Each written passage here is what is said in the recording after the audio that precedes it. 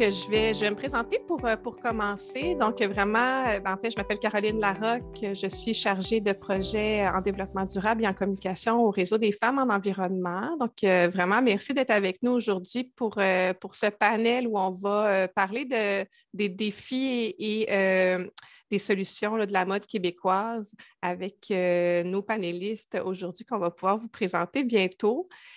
Pourquoi on fait une activité au Réseau des femmes en environnement sur l'industrie de la mode? Si on fait un petit cours historique par rapport à ça, il y a 2-3 ans environ, on a sondé nos membres pour savoir en fait qu'est-ce qui sera l'action phare pour la prochaine année. Il y a 2-3 ans. Et parmi tous les choix, finalement, les membres ont voté pour qu'on parle davantage des impacts de l'industrie de la mode et surtout des solutions. Donc, vraiment, finalement, pour répondre aux besoins des membres, on a créé finalement une formation qui s'appelle En mode agir, qu'on donne dans les écoles secondaires, les cégeps ou des groupes citoyens.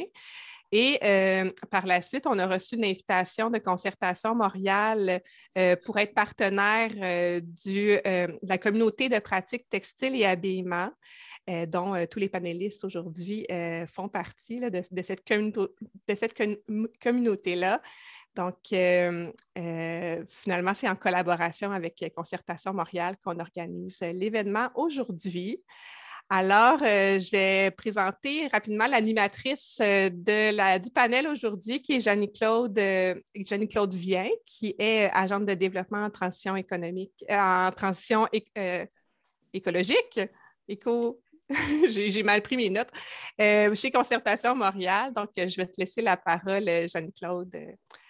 Voilà. Merci, Caroline. Économie, écologie, sociale, c'est ça, les 3 piliers du développement durable. Donc, c'est pas loin l'un de l'autre. Ça me fait vraiment plaisir de participer à cette activité du réseau sur une thématique qui pique la curiosité de plusieurs. Merci d'être présent aujourd'hui. On a l'intention de vous laisser la parole pour adresser vos questions sur un secteur qui est franchement très vaste. Avant tout, pour ceux qui ne connaissent pas Concertation Montréal, nous avons comme mission de développer la région par la concertation dans le but de propulser la participation citoyenne et accélérer la transition écologique. Donc, nous sommes intéressés au secteur textile et habillement il y a à peu près 2 ans. On sentait qu'il y avait un besoin de supporter et d'accompagner cette industrie dans une relance verte. Très brièvement, sur le plan environnemental, à l'échelle planétaire, la mode est essentiellement basée sur une économie linéaire, ce qui fait en sorte qu'elle est très polluante. Il y a une statistique alarmante que vous avez sûrement déjà entendue, le fameux 7% d'émissions de gaz à effet de serre qu'on rattache à cette industrie, ce qui n'est pas rien. Et sur le plan économique, Montréal, on est quand même situé comme la 3e plus grande ville manufacturière textile en Amérique du Nord. Donc, c'est un pôle, une industrie très importante à Montréal et au Québec. C'est pourquoi, dans le fond, on a décidé de rassembler une communauté de pratique dans ce secteur avec l'angle de la transition écologique. Ça nous est vraiment apparu comme nécessaire et il y a des gens qui ont répondu à l'appel. On va vous en présenter aujourd'hui. Il y en a plusieurs aussi qui sont à titre de participants. J'ai vu Julie Fournier, j'ai vu d'autres visages que je perds un peu, là, Cynthia dans Mode Responsable qui sont avec nous aujourd'hui. Donc, merci. Je vais vous présenter les 4 membres qui forment le panel très bientôt, mais je veux juste préciser que la communauté de pratique, justement, est principalement constituée de PME designers qui se sont engagés dans un virage vert ou qui ont vraiment le souci de l'environnement au cœur de leur mission.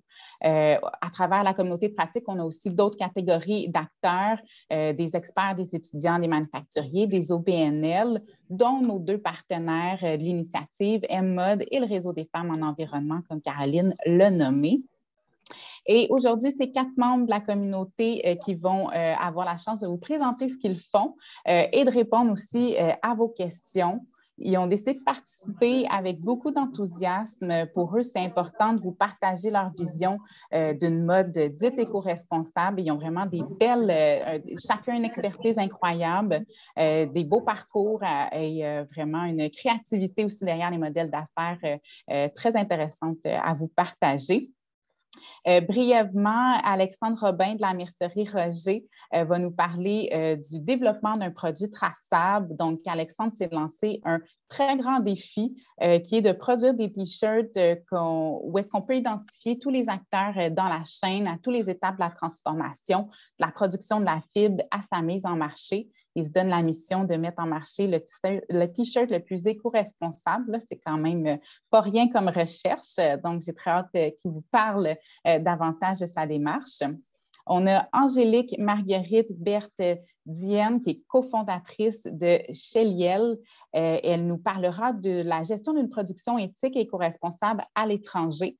On parle souvent de production locale, mais il y a des beaux arrimages à faire avec des communautés outre-mer. Donc, elle va utiliser sa double nationalité. Elle utilise ses réseaux, à vrai dire, pour faire la conception au Québec, faire la fabrication à Dakar en Afrique, dans un esprit de collaboration avec les artisans. Donc, ça sera très intéressant de connaître ce point de vue qui, des fois, on entend un peu moins parler sous le chapeau des entreprises québécoises, la fabrication locale. On mise beaucoup sur cette fabrication ici pour réduire l'empreinte, mais il y a d'autres façons aussi de réduire l'empreinte environnementale. Bref, je ne m'étends pas. On a Marianne Coquelicot-Mercier aussi, troisième panéliste qui prendra la parole. Elle est conseillère en économie circulaire textile et elle nous parlera de la fameuse gestion de la fin de vie des textiles. Vous avez probablement une foule de questions à ce propos. Moi, je m'y connais et j'ai toujours 1 million de questions pour Marianne. Donc, profitez-en pour les aborder. Elle va nous amener un peu de précision autour des limites entourant le recyclage des textiles. On connaît déjà les limites du recyclage du plastique, mais il y en a des très réelles aussi pour les textiles. Et finalement, Geneviève Chloé Delage, designer de mode, qui abordera comment on peut allonger la durée de vie des matériaux et des vêtements, entre autres par le surcyclage, qui est une technique de réemploi et de transformation des textiles qui permet de venir justement mitiger les impacts environnementaux et sociaux des ressources textiles en allongeant la durée de vie des ressources, ce qui est extrêmement important. Et simplement pour vous donner un petit peu de directive par rapport au déroulement du panel, les panélistes vont vous présenter à travers des courtes présentations comment justement ils réussissent à surmonter certains défis, enjeux de la mode avec des solutions qui leur permettent de réduire l'empreinte environnementale et sociale de leurs produits. On va prendre le temps, à vrai dire, 1 ou 2 questions après chaque présentation. Je vous invite à soit lever la main, à soit écrire vos questions dans le chat. Mais je précise quand même qu'on va donner la priorité à ceux qui ont levé la main pour poser leurs questions de vive voix. C'est brave, courageux. Et après les 4 interventions, on aura à nouveau un temps d'échange où les 4 panélistes pourront adresser vos questionnements. Et écoute, Alexandre, tu peux te préparer pour ton partage d'écran. Je veux simplement vous remercier avant qu'on parte dans la prochaine 1h15 ensemble, d'être présent, d'assister et de participer aussi à cette discussion sur le vêtement. Vous le savez, c'est un produit qui nous concerne tous, qu'on consomme tous. On le fait quotidiennement et on en consomme souvent beaucoup aussi. Ça fait en sorte qu'on a tous un rôle à jouer dans la réduction de l'empreinte environnementale du secteur de par nos achats, mais aussi de par l'utilisation qu'on en fait. C'est des choses que les panélistes vont aborder avec vous. Donc, Alexandre, avant de te laisser la parole, je trouvais bon de t'introduire brièvement. Alexandre Robin pratique la sérigraphie textile depuis 2011 à l'atelier de la mercerie Roger. L'impact environnemental de ses activités est la plus grande préoccupation et l'atelier utilise un procédé de sérigraphie qui est particulièrement éco-responsable. Alexandre s'implique aussi auprès de sa communauté en siégeant au conseil d'administration de la SDC Hochelaga et participe aussi sur le CA de l'imprimerie, le Centre des artistes. Et Alexandre, je te laisse la parole pour nous parler de ton super projet de traçabilité. C'est bon. Est-ce que vous m'entendez? Très bien. Super. Je suis sur un ordinateur qui est utilisé par mon fils et qui sert à du Minecraft habituellement, donc j'aimais mieux vérifier. Donc, on m'a demandé de vous parler de ma démarche de fabrication de t-shirts et en particulier de traçabilité. Donc, je vais me concentrer beaucoup sur la traçabilité. D'abord, un petit peu de contexte. Comme Jeannie-Claude le disait, Mercerie-Roger, c'est un atelier de sérigraphie. Donc, avec effectivement un procédé d'impression très écologique. Je n'entrerai pas dans les détails, là, mais non seulement des encres à base d'eau, mais des émulsions, puis des nettoyants biodégradables, des stencils sans plastique, etc. Puis là, chaque petit détail, en fait, est le plus écologique possible.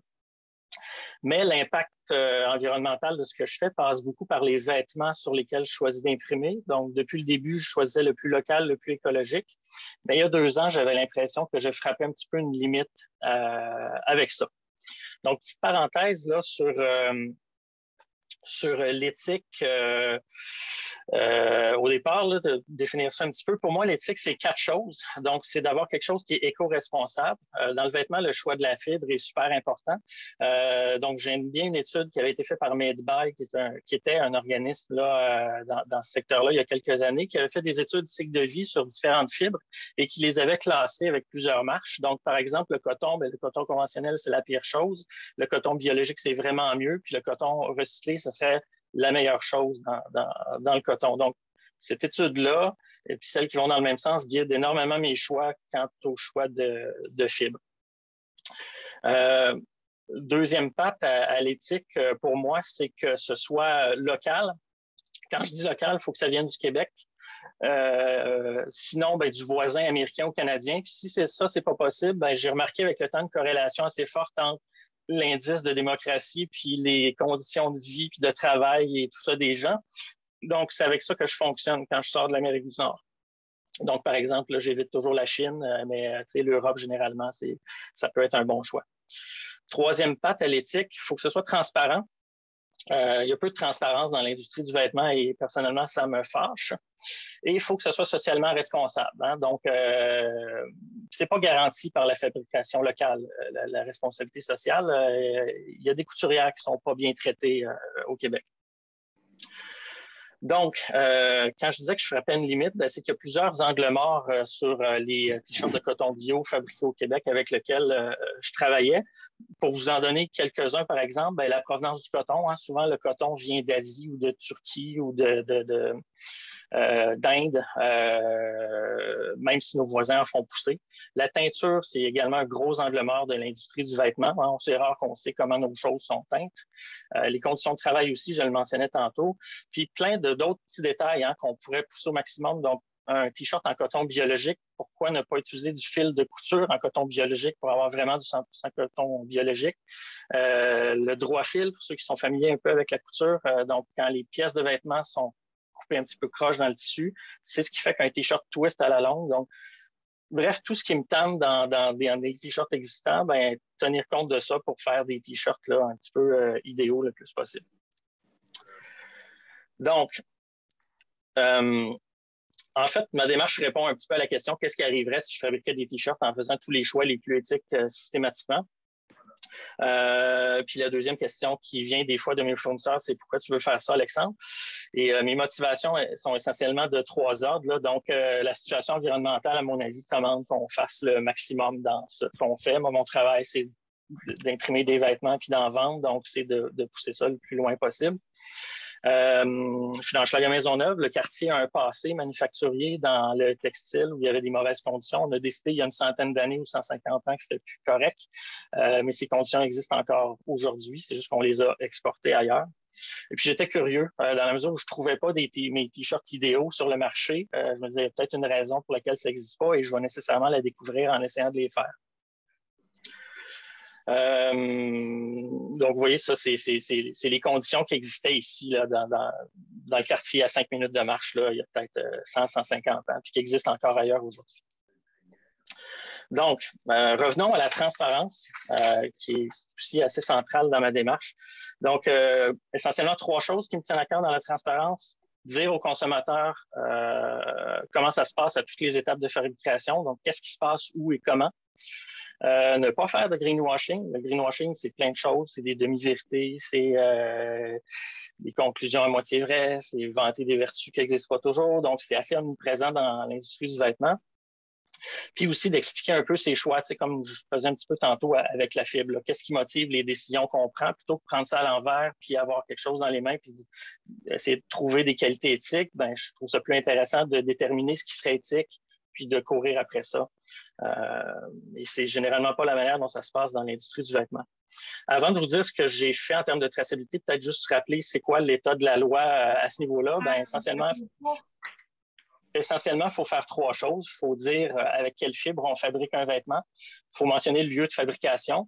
Mais ça, des fois, c'est limité. Le lieu de fabrication est déterminé par les sommes les plus élevées qui sont engagées sur un vêtement. Donc, si je fais fabriquer des jeans sans fermeture éclair au Pakistan et que je paye une couturière relativement chère à Montréal pour installer des zippers canadiens, je peux peut-être dire que c'est fabriqué au Canada. Donc, il faut faire attention à ça. Puis, une condition générale là, qui est plus ou moins appliqué par le Bureau de la concurrence, c'est de ne pas mentir et de faire de fausses représentations, mais c'est relativement peu appliqué. Donc, concrètement, mes belles valeurs, qu'est-ce que ça donne quand ça se traduit dans un T-shirt? Ça commence par des étiquettes avec des numéros de série et un code QR qui donne accès là, à une fiche plus complète en ligne. Donc, il y a les informations légales, mais chaque vêtement a un numéro de série, ce qui permet d'avoir une traçabilité vraiment à l'unité pour chaque vêtement, avec les petites variations de l'eau dessus et tout ça qui se passe à travers le temps. Une plus grande étiquette qui est un résumé, en fait, des informations éthiques. Donc, 2 longues phrases qui décrivent chaque étape où se passe la fabrication. Donc, à partir du champ de la culture de la fibre jusqu'à l'impression, l'étiquetage, l'emballage ici à l'atelier.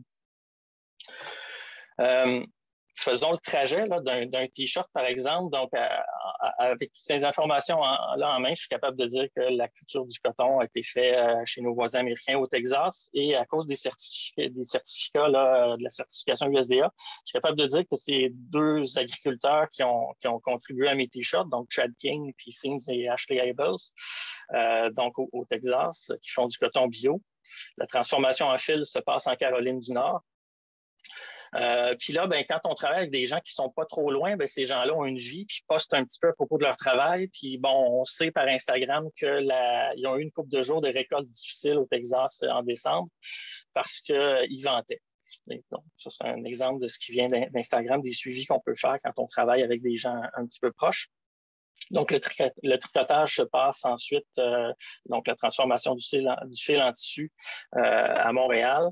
La finition du tissu se fait chez notre voisin ontarien. Et puis, tout le reste après ça se passe ici à l'atelier. J'ai graduellement ramené toutes les étapes de fabrication ici à l'atelier. Quand je voulais faire quelque chose et que ce n'était pas possible, je ramenais ça ici pour que ça devienne possible. Donc, la coupe, l'installation des étiquettes intérieures et leur production, la couture, les étiquettes intérieures, parce que je l'ai 2 fois. Oui, désolé. Avec les numéros de série. La teinture aussi se fait ici de ces T-shirts-là. Puis la sérigraphie, évidemment. La sérigraphie, c'est ce qu'on fait depuis des années. Il y a des facteurs qui m'ont vraiment aidé à être très transparent. Donc, les 3 qui ont pesé le plus lourd, c'est de choisir des gens avec qui travailler qui sont très proches. Donc, c'est beaucoup plus facile d'avoir l'information et de faire des suivis et éventuellement d'aller les visiter. Ne pas avoir de sous-traitance, qui n'était pas un objectif de départ pour moi, mais qui s'est imposé parce que c'était plus simple d'acheter des machines industrielles puis de coudre des T-shirts avec du fil de coton, par exemple, que de convaincre une shop de couture que oui, ça allait marcher du fil de coton. Donc, l'absence de sous-traitance aide beaucoup. Là, pour la moitié des étapes, en fait, ça se passe ici. Là, donc, c'est très facile que ce soit pas opaque.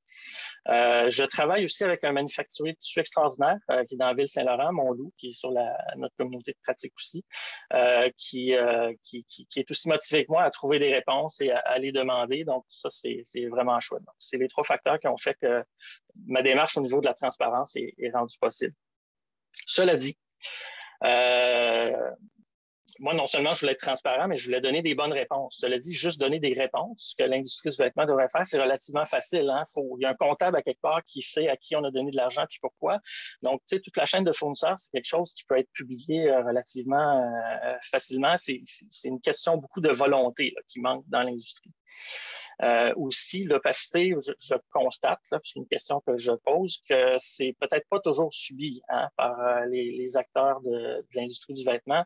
Des fois, c'est presque planifié parce que c'est pratique de pouvoir dire qu'on ne sait pas trop comment ça se passe avant nous, que ça ne dépend pas de nous, qu'on a moins de responsabilités, puis se détacher un petit peu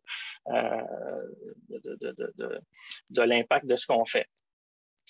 Un autre facteur important à considérer, c'est que je pense qu'il y a un impact négatif qui reste assez faible aujourd'hui à ne pas agir au plan environnemental dans l'industrie du vêtement. On n'est pas sanctionné très, très fort. Le prix est très important dans le choix des consommateurs, puis il n'y a pas d'impact super grand à greenwasher un peu, puis fonctionner avec les manières de procéder les moins éthiques. Posez plus de questions, exigez plus de ceux qui vous vendent des vêtements. C'est la chose importante que j'aurais à vous dire concernant ça. Un petit mot sur la technologie. J'utilise des codes QR. C'est purement pour que ce soit facile pour les gens, éventuellement, d'avoir accès à la fiche complète de produits.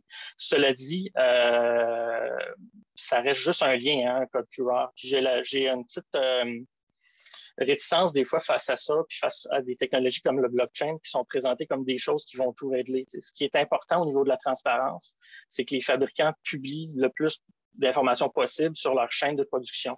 Comment ça se présente techniquement ensuite, ça me semble moins important. Donc, en conclusion, c'était pas clair quand j'ai commencé tout ça que ça allait être possible de me rendre au bout. Mais ça l'est. Donc, ce que je vous dirais, c'est que s'il y a quelque chose qui vous achale au plan environnemental dans l'industrie du vêtement ou ailleurs, puis que vous êtes entêté, c'est possible que vous réussissiez à faire une différence. Si vous ne connaissez rien à la confection, vous êtes dans la même situation que moi il y a 2 ans. Si vous êtes entêté, vous pouvez faire avancer significativement les choses et un effort honnête est suffisant. C'est-à-dire que moi, je considère que ce que je fais, c'est un effort honnête. J'invente rien. J'essaie de prendre les meilleures idées puis de mettre ça ensemble. Je fais ça à temps partiel parce qu'il faut que l'atelier roule avec des moyens limités. Mais je considère que je suis en train d'arriver à quelque chose d'intéressant. Et là, quand je présente mon projet, ce que les gens me demandent habituellement, c'est est-ce qu'on peut en acheter de tes t-shirts, Alexandre? Oui. En me contactant parce que j'en ai sur mes tablettes, je suis en fin de rodage. Je vais les rendre disponibles au grand public sous peu. Je suis dans une fin de course où j'essaie d'ajouter des petits détails le fun puis de pousser chaque petit détail le plus loin possible, mais la production est en route. Là, donc, ça va être disponible de manière générale bientôt. Là, le rodage fini, je vais être comme en phase de pré-lancement sous peu. Là. Donc, voilà.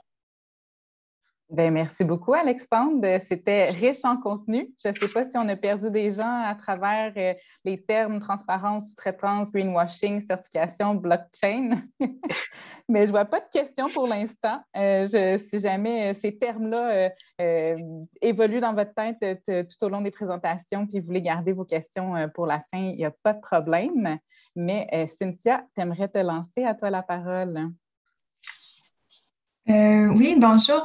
Merci Alexandre, c'était vraiment intéressant. Moi, j'ai une petite question sur justement tes étiquettes, les numéros de série, le code QR que tu parles. Dans le fond, c'est tout généré par toi, ce n'est pas un organisme. Non, exact. OK. J'ai un passé en informatique, là. Donc, c'est sûr que tout ça aide.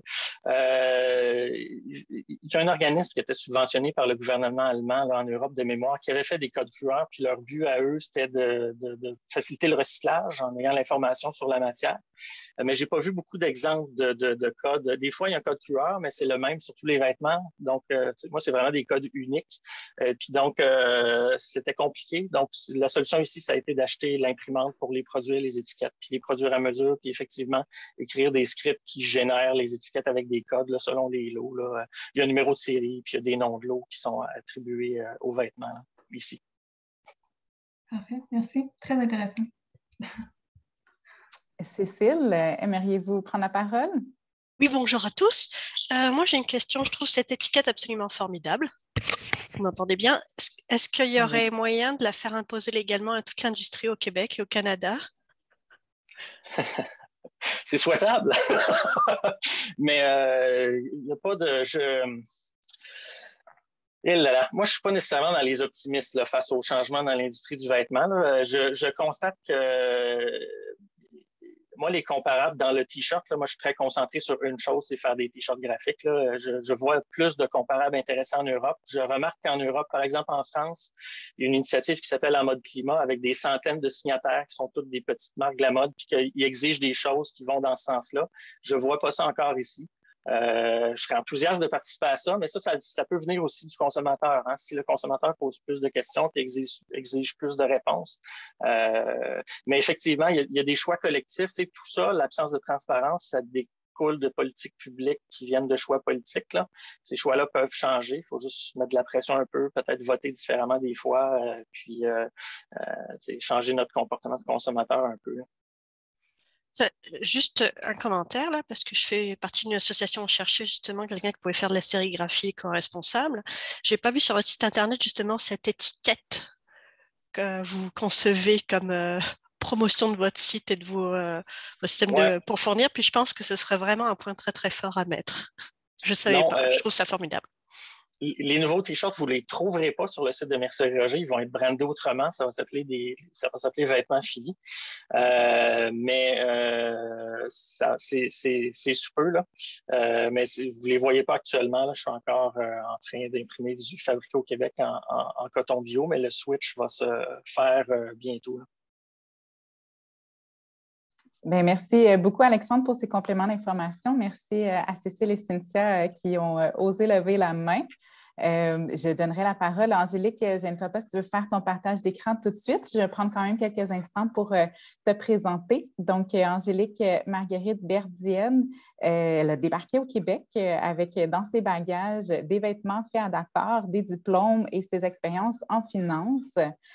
Piquée par la fougue entrepreneuriale de ses parents, est devenue, j'aime bien le terme, serial chipreneur social et porte plusieurs chapeaux, que ce soit comme modèle, comme cofondatrice du concept store Sheliel, fondatrice de Air Magazine et aussi une des travel eaters derrière Leak Tuki. Pardonne-moi si je ne le dis pas comme il faut.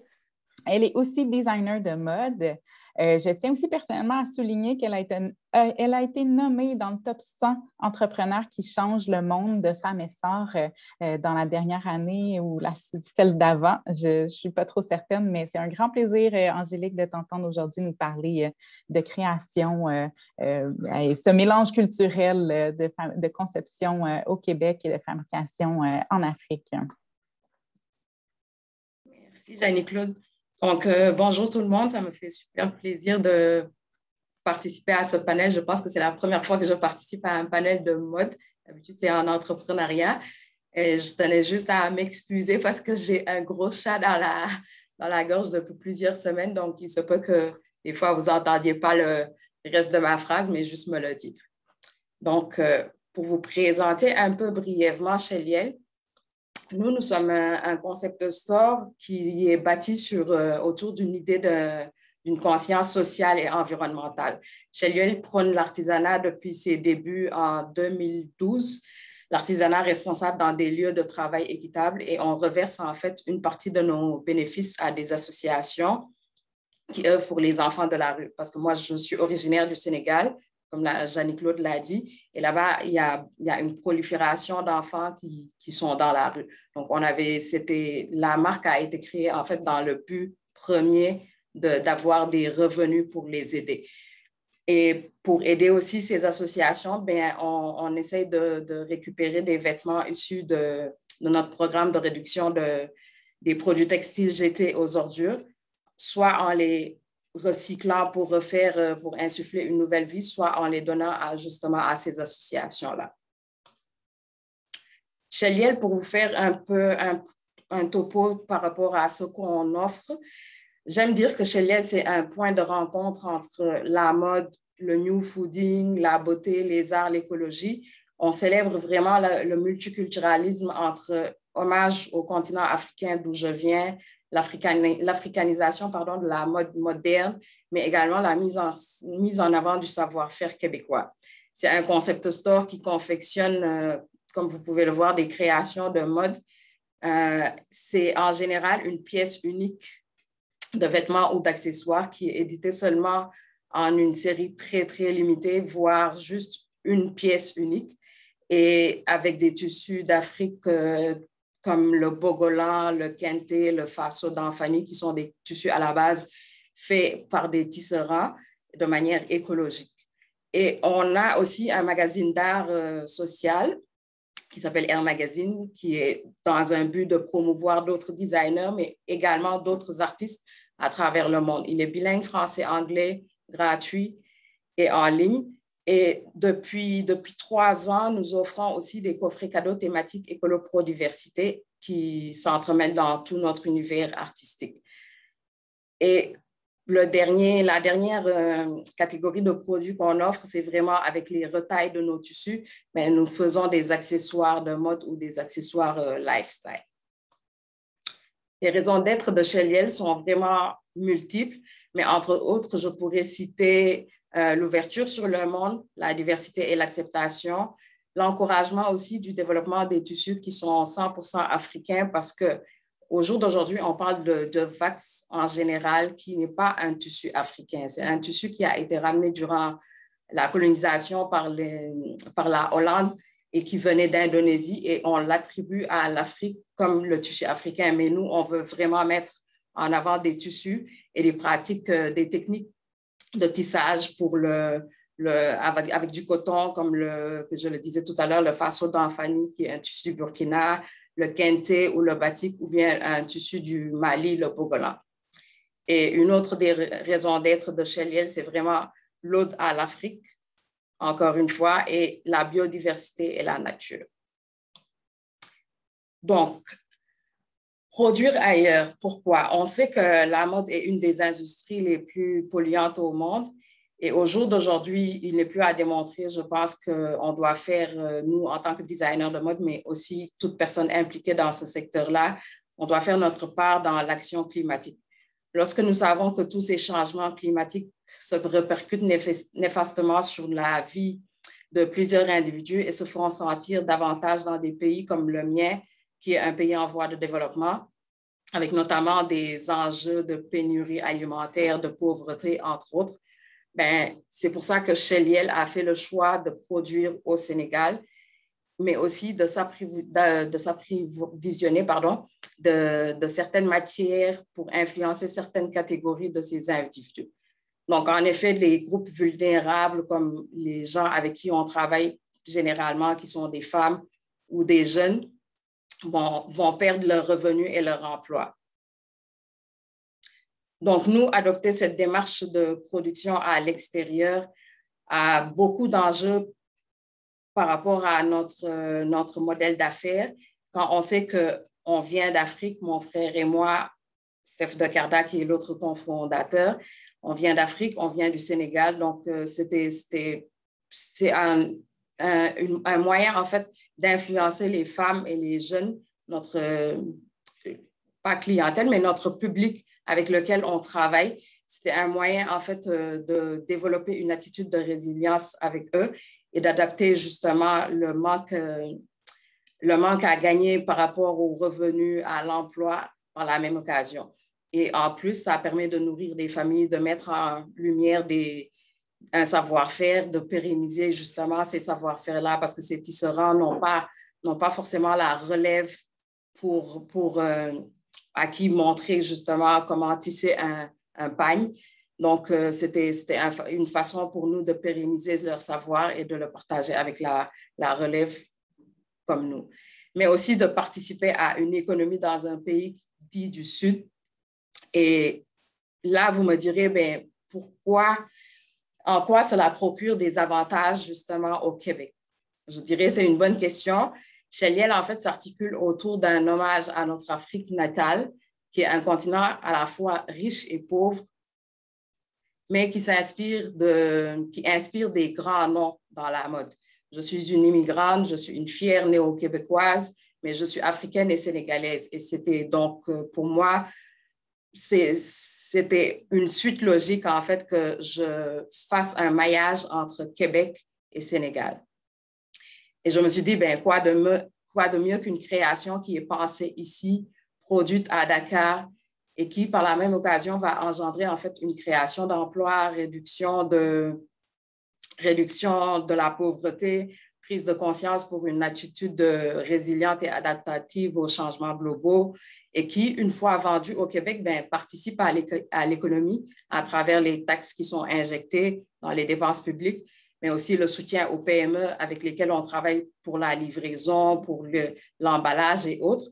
Donc, je pense qu'il y avait moyen justement de faire ce maillage-là entre l'Afrique de façon plus large et le Sénégal et le Québec. Notre démarche aussi s'inscrit dans le fait de vouloir faire rayonner l'art, la culture sénégalaise et africaine dans un sens plus large au Québec, mais aussi vice-versa, parce que l'inspiration de nos modèles est le fruit de mon intégration, moi, en tant qu'immigrante dans la communauté québécoise. Donc, le fait de côtoyer des gens qui nourrissent ma créativité, qui prend vie ailleurs en donnant du pain à des familles. Cette même inspiration, en fait, elle revient au Québec sous la forme exotique. J'aime pas trop ce mot, mais je mets entre guillemets exotique à travers des produits de qualité qui vont devenir des œuvres d'art et non plus de simples vêtements qui sont confectionnés avec amour par des artistes. En somme, en fait, c'est de la solidarité internationale, je trouve, le fait de produire ailleurs, d'avoir une main-d'œuvre hors du Québec.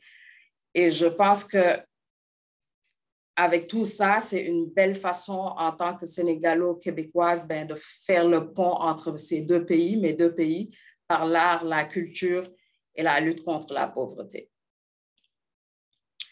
Donc, éthique et responsable, comment ça produire ailleurs peut l'être.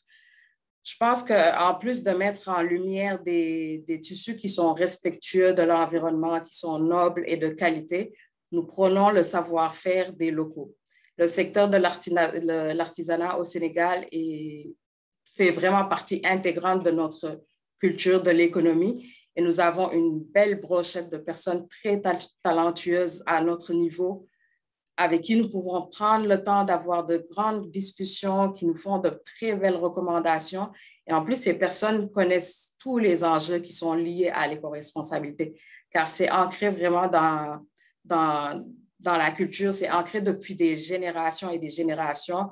Moi, je prends juste l'exemple de mon île natale. Je vois que les histoires de recyclage et tout, ça existe depuis longtemps. Les gens ne jettent rien. Ils font que réutiliser jusqu'à n'en peut plus finir.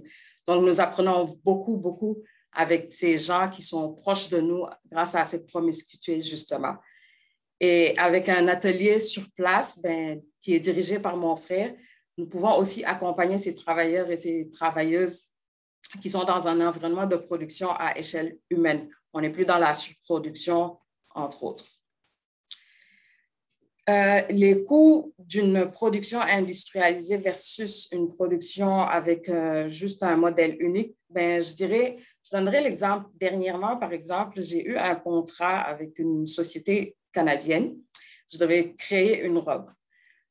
Sauf que depuis 3 ans, j'ai plus de main-d'œuvre. J'avais une petite main-d'œuvre ici parce que je ne produis pas tout non plus hors du Québec.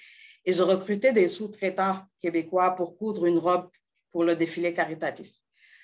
Et on me demandait des centaines et des centaines de dollars hors matières premières. Alors, imaginez si je veux vendre cette robe. Au Québec, en fait, des petits créateurs comme moi, comme nous, on fait face à tellement de difficultés, mais la plupart du temps, 2 reviennent le plus souvent. C'est vraiment les matières premières et la main-d'œuvre. Nous, dans notre entreprise, en fait, nous voulons que notre clientèle provienne de partout et se sente vraiment unique avec une pièce confectionnée juste pour elle, mais aussi qui rentre dans son budget. Et pour y arriver, nous avons fait ce choix de produire à coût plus bas à l'extérieur du pays. Mais je tiens à préciser aussi que produire à l'étranger à moindre coût comparativement à ici ne signifie pas forcément exploitation. Parce qu'en effet, plusieurs variables sont à considérer, notamment le niveau de vie plus faible dans un pays comme le Sénégal, qui fait en sorte que la main-d'œuvre est plus abondante et accessible avec des coûts salariaux qui sont plus économiques pour nous. Donc, nous rapprocher de nos matières premières réduit également nos dépenses. Et je trouve aussi que ça réduit d'un autre côté tout ce qui est dépenses de transport. Parce que même si au jour d'aujourd'hui, je profite de mes voyages personnels pour ramener toute ma production, mais ce n'est pas comme si je prenais un camion ou autre pour faire venir toute cette marchandise. Je voulais aussi un peu parler de la désintermédiation par rapport au fait de vendre directement à mon client versus le vendre dans des boutiques. Et je trouve que cet aspect qu'on a ôté depuis très longtemps nous permet de nous rapprocher vraiment de notre clientèle. Nos créations ne sont plus dans des boutiques car on veut vraiment garder ce contact étroit avec l'ami de chez Liel, le client, qui veut porter nos vêtements. Et c'est à ce moment-là que nous avons encore plus développé le fait sur commande. Grâce à ce service, d'ailleurs, nous pouvons recommander à la clientèle divers conseils des matières premières, le tissu qu'ils veulent utiliser par rapport à telle ou telle création. Mais surtout, on respecte les désirs et en bout de ligne, on évite des invendus car nous produisions que lorsqu'il le faut et comme il faut. Et le respect du consommateur et de l'humain, dans un sens plus large, passe par une traçabilité de A à Z de tout ce qui compose et comment est produit ce que nous leur proposons. Alexandre le disait tout à l'heure, la transparence. Il en faut dans ce domaine-là parce que ça finit par faire du greenwashing par rapport à la clientèle qui ne sait plus sur quel pied danser. Et il y a tellement de termes au jour d'aujourd'hui que c'est ça. Et un autre aspect aussi, c'est que nous ne sortons plus, voire très peu de collections. Nous vendons vraiment, même avant qu'on fabrique ce qu'il faut, et ça de la bonne manière. En fait, nos clients savent que de cette façon, ils ne contribuent pas à nourrir une industrie qui est déjà jugée très polluante. Et même s'ils sont obligés de patienter avant de recevoir leur commande, au moins ils savent que c'est uniquement pour répondre à un besoin qui est sociétal pour tout le monde, qui est global. Et donc, adieu le gaspillage. Nous nous sommes questionnés, c'est sûr, dans ce modèle d'affaires, s'il n'était pas plus simple de ne plus produire de vêtements. Mais c'est sûr que c'est une des réponses pour notre cher environnement, notre chère planète. Mais l'habillement chez nous, c'est un moyen de conjuguer nature et art. Donc, pour finir un peu, je vais dire que moi, depuis toute petite, en fait, j'ai baigné dans la mode. Je n'ai pas fait des études en design de mode. J'ai baigné vraiment dans la mode. J'ai des parents qui aimaient la mode. Ma mère, elle était couturière. Au Sénégal, à chaque coin de rue, on a des tailleurs et tout. Donc, la mode fait partie de notre histoire, de notre passage sur Terre. Et il faut juste savoir, en fait, créer, mais surtout pour les bonnes raisons. Donc, voilà, je vais terminer juste avec cette citation que j'aime bien parce que ça parle de diversité des tendances, mais je pense que tendance peut être élargie à écologie, environnement et diversité aussi au niveau culturel. Merci beaucoup. Merci, Angélique. On comprend que ton modèle d'affaires est bien pensé et très cohérent. Donc, merci de nous avoir fait naviguer à travers toutes les décisions que tu as prises, bien pensées pour offrir le produit le plus près de tes valeurs, le plus près de ta culture aussi, ce mélange d'art et de culture que des fois on oublie, auquel le vêtement est lié de très près. J'ai beaucoup aimé aussi que tu parles du surcommande. Moi, je trouve que c'est une réponse très intéressante à la surconsommation. La surconsommation est généralement entraînée par une surproduction. Donc, de fabriquer sur commande, c'est une façon d'attaquer le problème directement. Est-ce que quelqu'un aimerait adresser une question à Angélique avant qu'on passe à la présentation de Marianne? vous avez le temps de revenir à la fin pour toute question pour nos panélistes. Donc, Marianne, il y a plus de 10 ans, Marianne Coquelicot-Mercier s'est donnée comme mission de participer au déploiement de l'économie circulaire dans l'industrie textile. Son expérience sur le terrain et les projets de recherche auxquels elle participe lui confèrent une vue d'ensemble sur l'industrie et une compréhension globale des enjeux du secteur. Marianne détient un diplôme en maîtrise, dans une maîtrise en design et complexité et enseigne le cours des textiles à l'Université de Montréal. Elle a aussi fait partie du regroupement d'experts en innovation textile Mutrec et elle agit aujourd'hui à titre de consultante indépendante. Donc, Marianne, je t'invite à nous faire ton partage d'écran et à discuter avec nous de fin de vie des textiles. Oui, bonjour. Un instant, je lance le partage d'écran. Toujours un petit moment disgracieux. On va y arriver. Et voilà. Alors, je vais me laisser placer mon écran. Voilà. Merci beaucoup, Jeannie-Claude, pour la présentation. Merci, Caroline, pour l'invitation. Donc, oui, aujourd'hui, je vais vous entretenir de la fin de vie des textiles, mais plus précisément de la fin de vie des vêtements et du recyclage. On va essayer de démystifier quelques préconceptions sur le recyclage des textiles. Donc, la première question à laquelle je vais tenter de répondre pour vous, attendez, j'y arrive. Qu'advient-il des vêtements que vous donnez? Alors, en gros, peu importe à qui vous les donnez, à quel organisme vous les donnez, le chemin est sensiblement toujours le même. Donc, vous donnez à un organisme de charité, à un OBNL, celui-ci, s'il a une boutique, s'il a une friperie, va vendre vos vêtements dans sa boutique.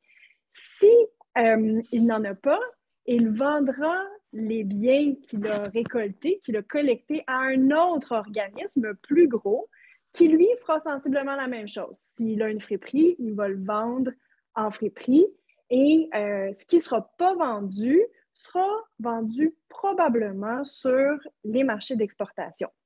Alors, ce qu'il faut comprendre ici, c'est qu'on donne beaucoup plus de vêtements que nos friperies ou nos récupérateurs sont capables de revendre. Hein? Dans un monde idéal, à chaque fois qu'on irait porter des vêtements comme un don, on repartirait avec la même quantité de vêtements pour que le cycle soit égal, n'est-ce pas, dans ce qu'on donne et ce qu'on prend. Donc, ce qu'il faut comprendre, c'est que nos récupérateurs sont submergés par des dons et que le marché ici, de revente ici, est trop petit. C'est une des raisons pour lesquelles presque 60% des vêtements qui sont donnés sont mis en ballot et envoyés à l'exportation. Cela dit, tous les vêtements ne sont pas vendus ou ne peuvent pas être revendus.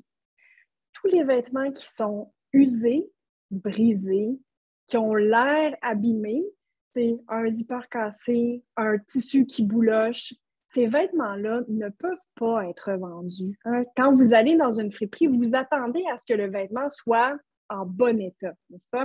Donc, tous ces vêtements brisés, tachés, usés, une certaine partie peut trouver preneur dans certains marchés d'exportation où ils sont étiquetés comme qualité B, mais la plupart, pour être très honnête avec vous, se retrouvent à l'enfouissement. Que ce soit ici, dans nos sites d'enfouissement, ou en bout de ligne complètement, une fois qu'ils ont été exportés en ballot, que les marchés ont pris, c'est-à-dire que les clients ont pris les vêtements qui leur convenaient, ce qui reste est aussi enfoui dans les autres pays où on exporte.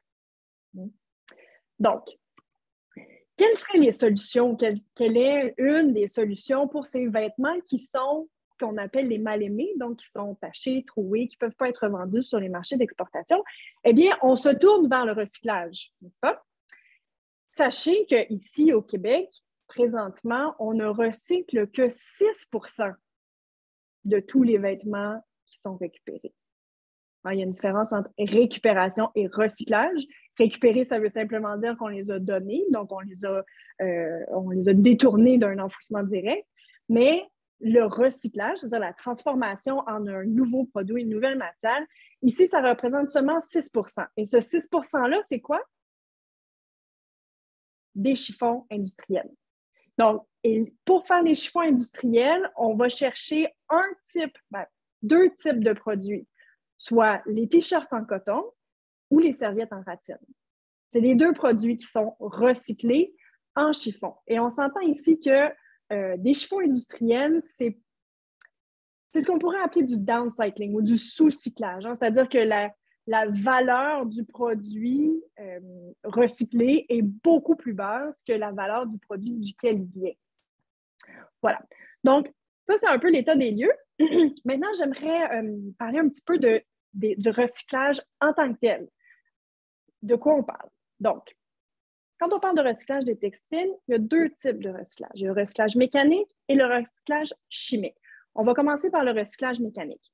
Le recyclage mécanique, dans le fond, il faut passer par une opération qui s'appelle le défibrage. C'est une machine, je dis une machine, c'est pas vrai, c'est une usine, c'est immense. C'est un équipement gigantesque à travers lequel les vêtements ou les tissus vont passer à travers plusieurs rouleaux avec des dents qui vont déchirer les textiles plusieurs fois pour retrouver l'état de fibre. N'est-ce pas? Maintenant, pour réussir à extraire les fibres des vêtements, il y a quelques petits défis. Par exemple, les vêtements ne sont pas seulement faits de fibres. Il faut enlever les points durs. Donc, tout ce qui est zipper, bouton, snap, broderie avec des perles, broderie avec des paillettes, tout ça, ça ne passe pas dans la machine. Hein?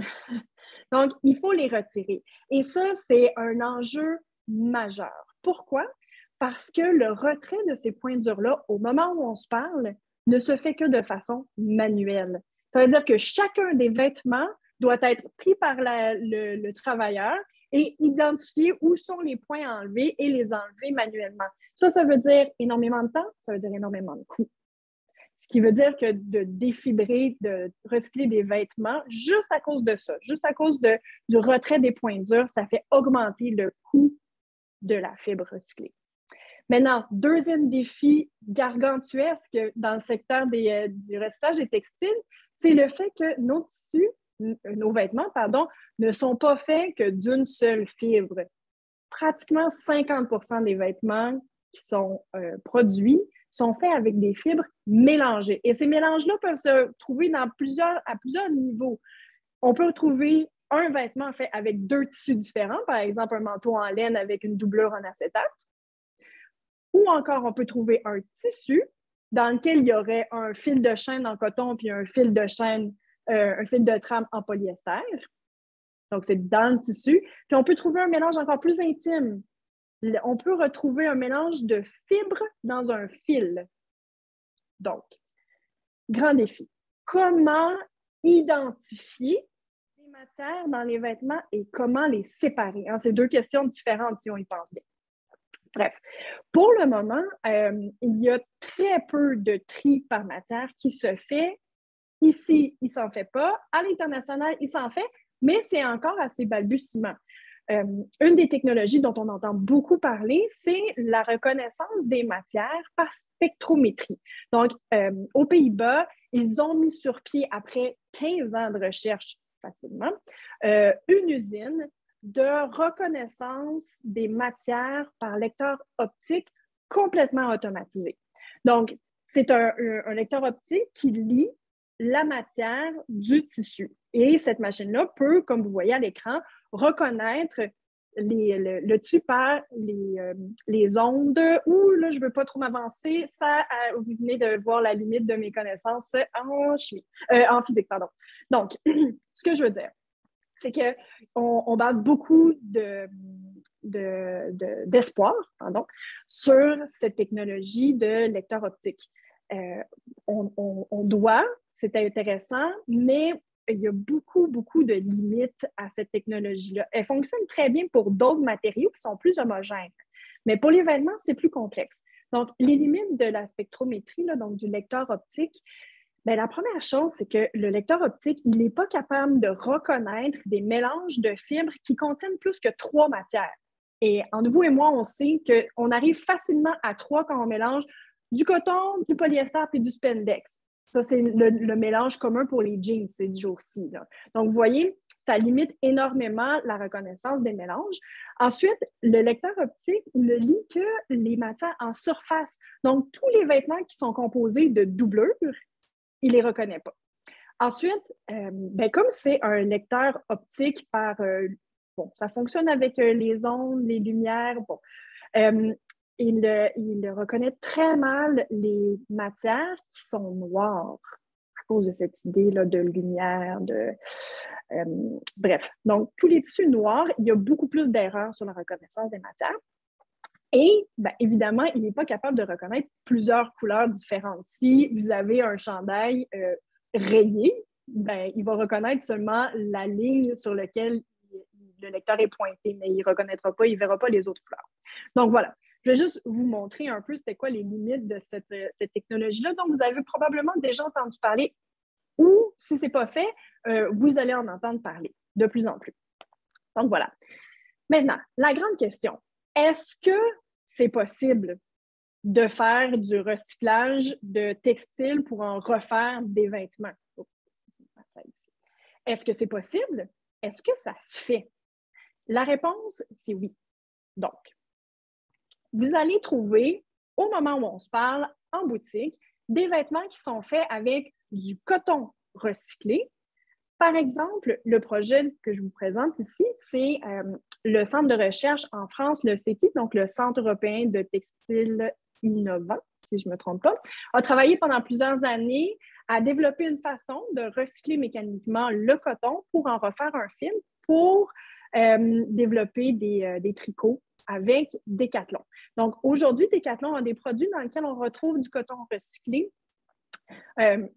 Ici, c'est intéressant parce que Decathlon est justement très transparent, Alexandre, sur la provenance et sur les projets sur lesquels ils ont travaillé avec le CETI.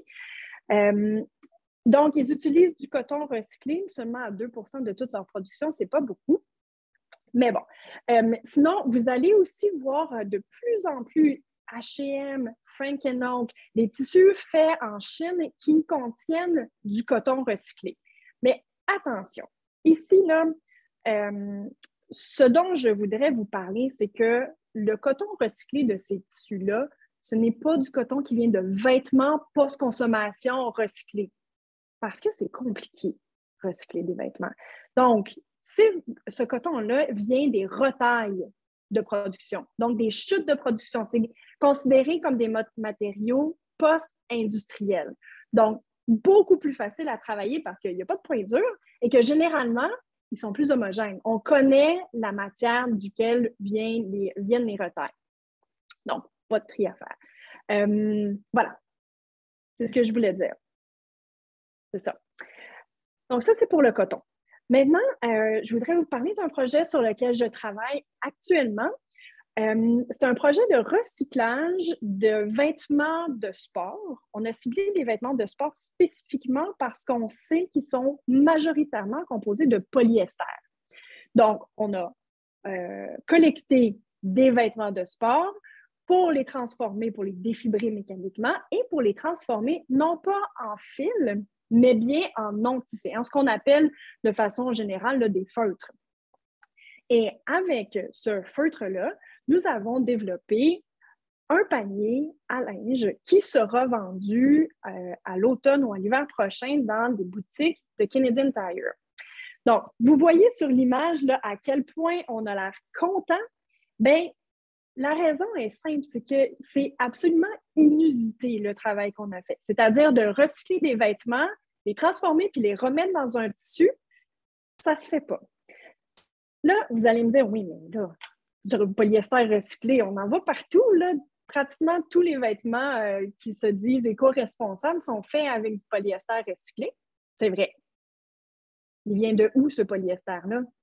Il ne vient pas de vêtements recyclés. Il vient de bouteilles de plastique, de bouteilles de PET, polyéthylène terephthalate, qui a été transformée, donc fondue, pour en faire des fibres de polyester. Là, je dois vous faire une sortie. J'ai une petite dent contre le polyester, donc le RPET. Et je vous explique pourquoi. Bien, j'en ai plusieurs, mais je vous explique une chose qui me dérange un peu. Dans le fond, les bouteilles de plastique, c'est des bouteilles en PET qui peuvent être recyclées en bouteilles de PET de façon pas pour toujours, c'est-à-dire qu'il y a une limite au nombre de fois où ils peuvent être recyclés, mais c'est quand même un beau système de recyclage en boucle fermée. Hein? C'est-à-dire qu'on part de la bouteille de plastique pour en refaire une bouteille de plastique. Lorsqu'on prend du PET qui vient des bouteilles de plastique pour en faire un vêtement de polyester, ce qui est un petit peu dérangeant, c'est qu'au moment où on se parle, là, il n'y a pas de recyclage de polyester pour en refaire du polyester. Comprenez? On sort le PET d'un système de recyclage en boucle fermée pour l'amener dans un système où il n'y a pas de débouché. Voilà, je vous laisse là-dessus. Je continue. Ça, en fait, c'est une introduction au recyclage chimique. Donc, on peut faire du recyclage mécanique où on défait les fibres, mais on garde les fibres intègres telles quelles. Et on peut aussi aller dissoudre, par exemple, les fibres de coton, de lin, de chanvre, qui sont toutes des plantes, qui sont faites à base de cellulose. On peut dissoudre la cellulose pour en faire quelle fibre? Il y a une fibre qui est faite avec la cellulose. Le lyocène, toutes les rayonnes, dans le fond. Toutes les rayonnes sont faites à partir de cellulose. Donc, on peut recycler les fibres de coton, lin et chanvre en rayonne. Et c'est ce que Tencel nous offre avec sa nouvelle mouture de son lyocène qui s'appelle Refibra, donc Refibra avec un accent anglais.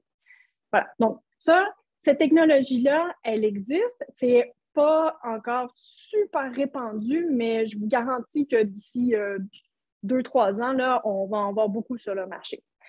Maintenant, ça, c'est pour la cellulose. Et lorsque je vous parlais du défi là, de séparation, hein, parce que le défi d'identifier les fibres qui sont dans notre gisement de vêtements post-consommation, mais après ça, c'est comment on les sépare. Une fois qu'on a dit que c'est 50 coton, 50 polyester, si c'est un mélange intime, comment on les sépare?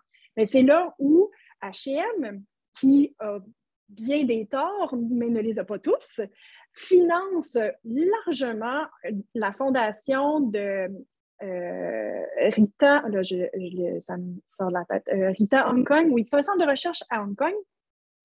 Et ils ont développé une machine qui est encore à l'étape de laboratoire, mais une machine qui, d'une part, dissout, donc on met les tissus tout mélangés, qui, d'une part, dissout la cellulose et, dans une deuxième phase, va dépolymériser les plastiques, donc les polyesters, les nylons, etc., pour retrouver l'état de polymère de base avec lequel on va être en mesure de refaire un fil de polyester.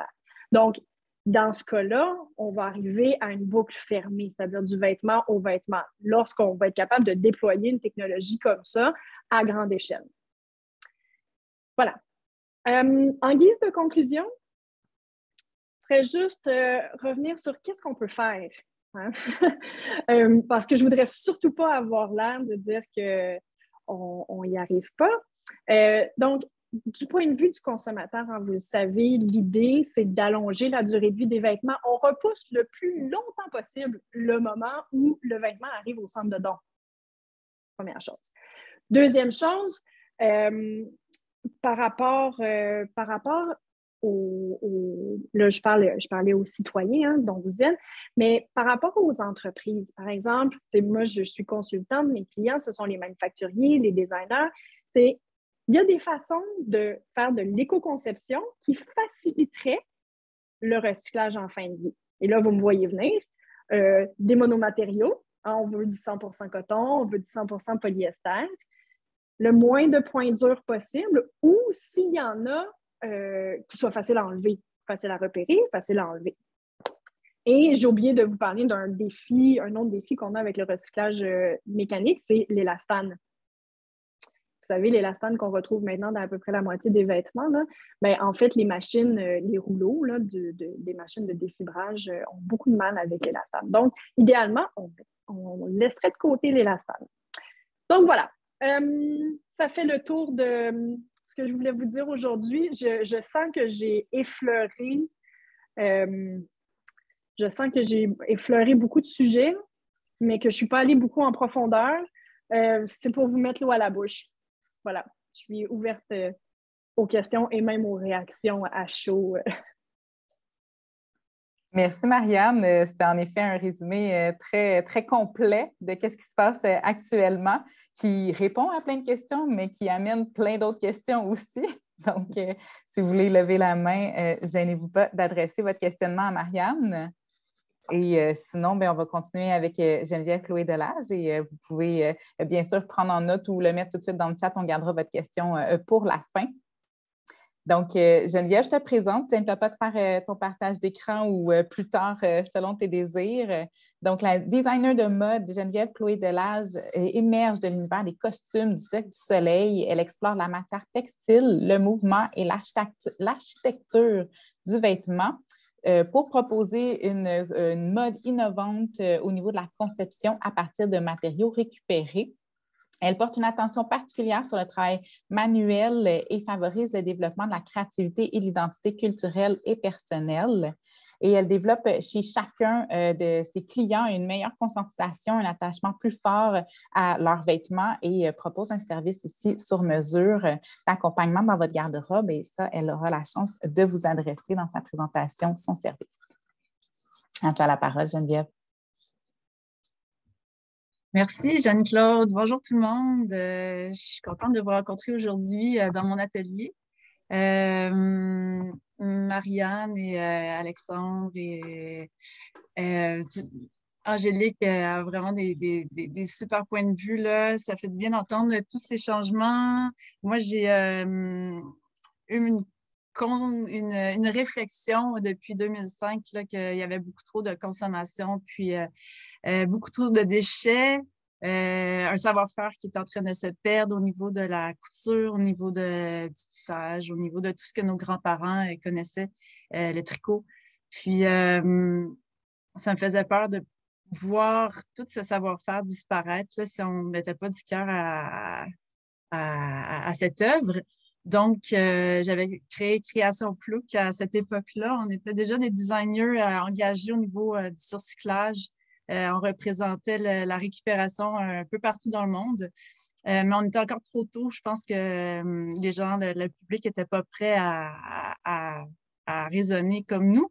Donc, aujourd'hui, ça fait 3 ans que je suis de retour dans ce monde de récupération, de surcyclage. Puis là, je sens vraiment que les gens ils ont une attirance au niveau du upcycling, au niveau du do-it-yourself, de le faire soi-même, de l'apprentissage de ces talents-là qui sont merveilleux. C'est des habiletés qui permettent de coudre, tisser, tricoter. C'est une méditation, c'est une connexion à soi-même, c'est d'apprécier le moment présent. Puis je pense que c'est ça qui fait en sorte que ça devient de plus en plus populaire aujourd'hui. Donc, entre-temps, entre Plouc et Geneviève Chloé Delage, j'ai travaillé au niveau des costumes de scène, entre autres au Cirque du Soleil. Donc, ça a été une très grande école au niveau du sur-mesure, au niveau de l'utilisation des matières, de la technologie, des machines à coudre, comme j'ai à côté de moi. Puis, j'ai voulu apporter le concept de garde-robe responsable à monsieur, madame, tout le monde. Je trouve qu'il y a des vêtements qui méritent d'être étirés dans le temps, qui méritent d'avoir plein d'amour, puis même qui peuvent être un patrimoine familial. Donc, c'est ça mon mandat que je me suis donné, c'est d'accompagner les gens dans leur garde-robe responsable. Dans le fond, ma mission, c'est d'embellir les gens, d'embellir la planète.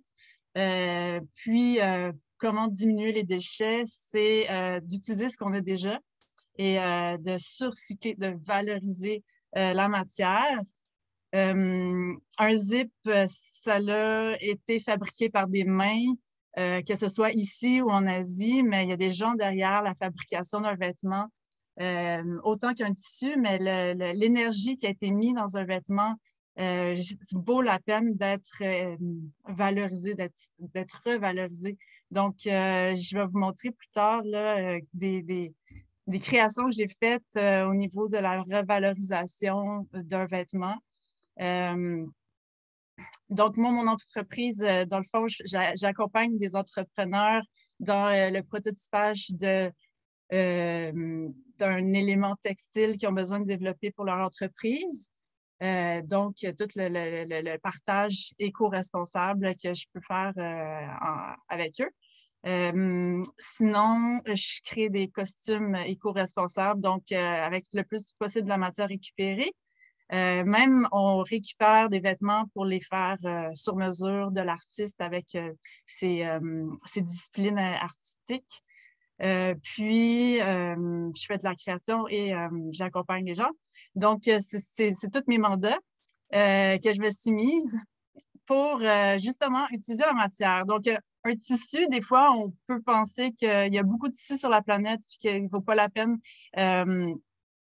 de s'attarder quand il est en fin de création, de style, de tendance dans le monde du fast fashion. Mais moi, ce que j'aime, c'est d'aller chercher les petits tissus mal aimés des designers ou des entreprises qui n'en veulent plus parce que la quantité est trop petite pour leur production ou c'est plus tendance. Moi, j'aime les toucher, j'aime voir leur potentiel et puis c'est à partir de la matière que je crée et puis le public, la cliente qui vient dans l'atelier va toujours tomber en amour avec un tissu parce qu'elle touche, elle trouve la couleur intéressante, le toucher intéressant. Donc, c'est le rapport intime avec la matière qui permet de vouloir lui offrir une seconde chance, selon moi. Donc, je peux partager mon écran pour vous montrer, premièrement, en création, qu'est-ce qui est possible dans le surcyclage. Ça ne sera pas très long.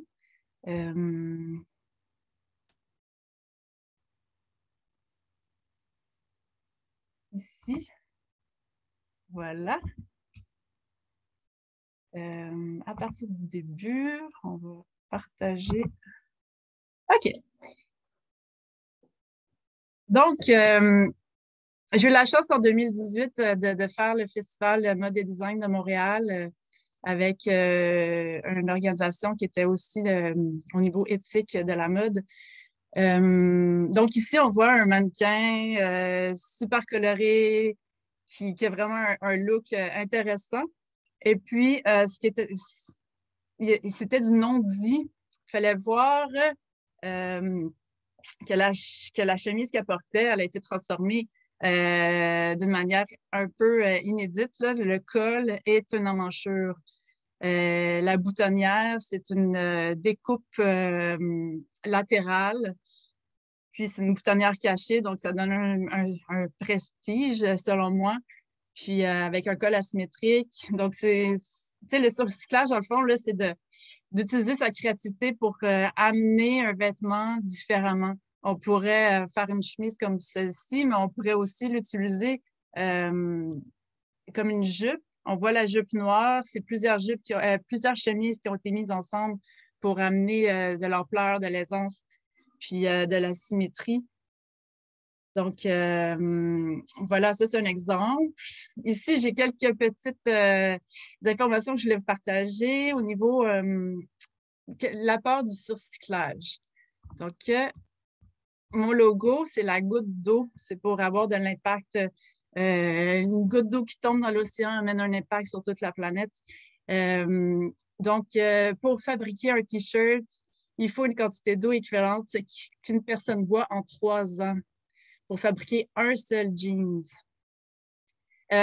Pour fabriquer un T-shirt, c'est la consommation d'eau d'une personne pendant 3 ans. Puis pour fabriquer un jean, ça prend une quantité d'eau équivalente à 285 douches. Donc, pour faire pousser le coton, pour faire sûrement la teinture aussi, prend beaucoup d'eau. Donc, c'est des mesures que personne n'a vraiment communiquées dans les médias, mais c'est des mesures qu'on connaît quand on fait l'analyse du cycle de vie. Puis ici, en bas, on voit la boucle d'économie circulaire. C'est sur cette boucle-là que je me suis basée dans mon plan d'affaires, de vraiment aller dans la réparation du vêtement, dans la valorisation, dans le surcyclage avant de le donner ou de le mettre au recyclage, parce qu'on sait que 6% seulement est vraiment récupéré. Puis chaque nouveau vêtement fait des déchets de 84%. Un vêtement surcyclé, donc un vêtement fait de déchets, génère 84% de CO2 en moins et utilise 85% moins d'eau par rapport à un vêtement neuf. Donc ça, c'est des petites statistiques intéressantes. Et puis ici, on voit un pantalon avec les mêmes manches de chemise. Donc, un pantalon qui est très ajusté au bas.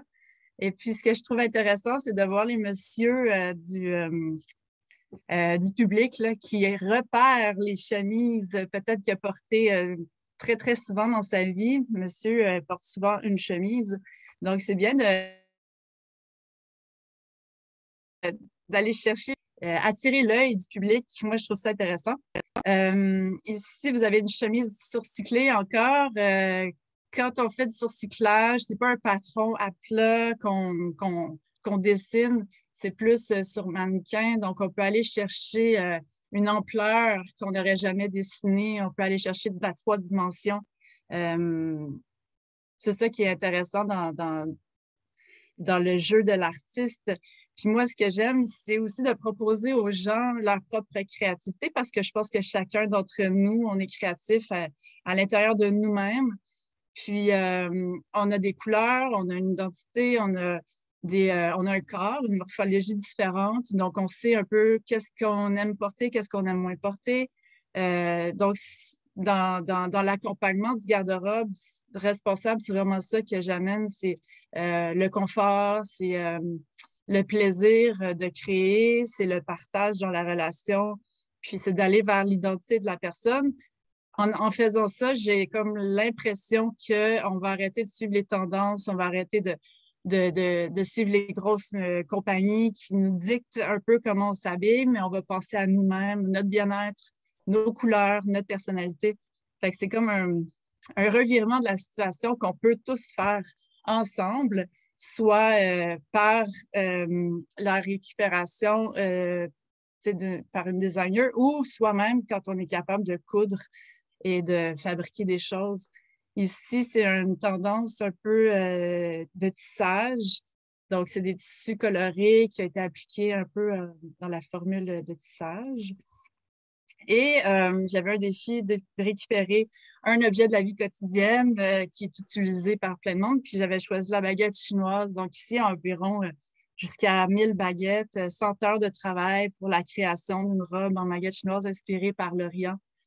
Donc, ça, c'est une création qui a été exposée plusieurs fois jusqu'à maintenant pour montrer le recyclage et la récupération. Merci beaucoup, Geneviève, pour les exemples que tu nous as montrés. Là, c'est le fun de voir visuellement qu'est-ce qui peut être fait au niveau du surcyclage. Là. Puis je pense que c'est une belle invitation aussi à donner aux gens qui participent aujourd'hui d'explorer leur garde-robe et de peut-être évaluer qu'est-ce qui pourrait être surcyclé, qu'est-ce qui pourrait être transformé dans leur garde-robe. Oui. Osez la créativité, puis suivez les jeunes designers qui sont avant-garde avant de suivre le fast fashion, qui s'inspire des designers d'ici, de Montréal, et des nouvelles idées quand même éco-responsables. Il y a plusieurs designers à Montréal qui sont dans le surcyclage, dans l'éco-responsabilité, puis ça vaut la peine de les suivre. On est entouré, là. Regardez autour de vous, puis vous allez être à l'avant-garde. Merci Geneviève.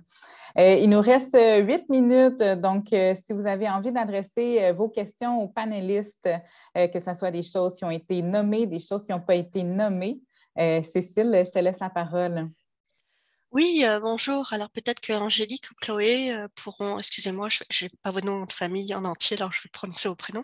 Par rapport aux tissus usagés, là, parce que moi je fais de la couture, je fais du surcyclage à la maison, euh, la durée de vie d'une chemise comme vous avez utilisé ou que tous les produits que vous utilisez au Sénégal, un tissu, au bout d'un moment, ça s'évente dans le langage qu'on utilise dans nos clubs tissus, là. C'est combien de temps à peu près avant que ça commence à se déchirer par soi-même? Est-ce que vous avez un ordre d'idée? Moi, je pourrais dire que ça dépend de l'utilisation. Il y a le lavage, le nettoyage qui va vraiment désintégrer rapidement la matière, surtout à l'eau chaude avec un savon plus corrosif. Donc, tu sais, déjà, faire attention à comment on entretient nos vêtements, ça peut très bien aider. Ensuite, le spandex, c'est une matière qui peut dégrader assez facilement avec l'étirement. Donc, moins il y a de spandex, plus on risque d'avoir un vêtement qui se tient à long terme, là. Mais il n'y a pas vraiment de durée de vie précise. C'est l'utilisation et la qualité à la base, la qualité du tissu, selon moi. Merci, Cécile, pour ta question. S'il n'y a pas d'autres questions dirigées du public, ben moi, j'en poserai une à nos panélistes. Je pense que c'est une question qui peut vous être bien utile. Là. Au-delà de l'achat des produits avec des critères d'éco-responsabilité, ben, quelles sont les bonnes pratiques que vous, les consommateurs, les citoyens, pouvez adopter pour diminuer l'impact des textiles que vous consommez? Je trouve que c'est une question super importante. Nos panélistes ont tous quelque chose à dire à ce sujet. Marianne a déjà, dans sa présentation, parlé de plusieurs éléments, de comment prendre soin, comment limiter, justement, diminuer l'impact de sa consommation de vêtements. Mais j'aimerais ça diriger la question, Alexandre, si tu as envie de dire le message, ça veut dire quel message tu as envie de passer aux gens qui sont avec nous aujourd'hui? Comme consommateur, en fait, au-delà, effectivement, de choisir des trucs éco-responsables, en acheter moins. Il faudrait vraiment en produire moins des vêtements. Peut-être, en fait, le principal problème de l'industrie du vêtement, c'est qu'elle produit trop de vêtements potentiellement. Là. Les garder plus longtemps. J'en donne pas des vêtements au friperie personnellement. Là, je bats mes vêtements et à la fin, je pense que personne ne voudrait les porter. Le lavage, c'est vrai que c'est un gros impact. Acheter du détergent qui a l'éco-logo, c'est la certification la plus sérieuse. Là. Ça va plus loin que la biodégradabilité. Le séchage, si vous pouvez faire sécher sans la sécheuse, il y a une économie d'énergie qui est majeure. Puis après ça, ben, il y a ce que Marianne disait, là, ça se recoupe. Là. Personnellement, j'évite le synthétique. J'évite le mélange de fibres dans ce que je fabrique, en pensant au futur et au recyclage, mais on peut le faire à l'achat aussi. Là. Ce serait un petit peu là, ce que je suggérerais. Merci, Alexandre. Angélique, as-tu une autre vision des compléments d'information? Ben, je rejoins un peu Alexandre. Ça serait vraiment d'acheter moins, mais surtout d'acheter mieux et aussi de passer seconde main pour certains types de vêtements ou bien de penser à les louer. Maintenant, il y a beaucoup de structures qui offrent cette possibilité-là. Donc, pourquoi acheter une robe pour une soirée de gala? Nous, les femmes, en général, on n'aime pas remettre la même robe pour une autre soirée. Donc, pourquoi acheter alors qu'on peut louer cette robe? Aussi, de penser aux teintures qu'on utilise et peut-être insuffler une nouvelle vie à ces vêtements-là. Merci, Angélique. Geneviève, aimerais-tu ajouter quelque chose? Tu peux passer à la prochaine question. Super. Bien, écoute, il est déjà 27, donc je pense qu'on ne s'enverra pas dans d'autres questions. Moi, je tiens à remercier tous les panélistes qui ont été très enclins à partager leurs connaissances, leur savoir. Je tiens à remercier aussi le Réseau des femmes en environnement qui a rendu cet échange-là possible. Et bien sûr, les gens présents, j'espère que ça aura été riche en connaissances pour tous. Je tiens quand même à souligner que le savoir, ça se multiplie. Donc, si on veut des changements de comportement, ça passe beaucoup par la sensibilisation. Moi, je vous laisse sur une petite mission, c'est de partager avec votre entourage au moins un élément de ce qui a été dit aujourd'hui qui vous a marqué, que vous avez trouvé important. Je pense que c'est par cette chaîne de connaissances, de partage, de savoir qu'on va réussir à avoir une industrie plus à l'affût de ce que le consommateur veut, des consommateurs plus connaissants aussi de ce qu'ils veulent. Puis il y a une phrase aussi vraiment importante que je rappelle d'Alexandre, là, c'est de poser des questions aux entreprises, aux industries. Le plus que le consommateur va se montrer, va vouloir des réponses, le plus que cette fameuse transparence-là va arriver aux consommateurs. Là. Donc, on a tous un rôle à jouer et franchement, merci beaucoup d'avoir participé. Pour ceux qui ont manqué soit le début, soit la fin, il y aura l'enregistrement sera disponible. Caroline, ça sera probablement possible d'envoyer aux gens qui étaient inscrits le lien. Donc, on fera ça comme ça. Super, merci beaucoup. Merci. Passez une très belle journée. Merci beaucoup, Jeannie-Claude. Merci à tous les invités. Merci à tout le monde d'avoir participé à l'événement aujourd'hui. Bonne journée. Bonne journée, tout le monde. Merci. Bye, Geneviève. Je t'appelle bientôt. Bye, Michel. Bye. Bonne journée. Merci.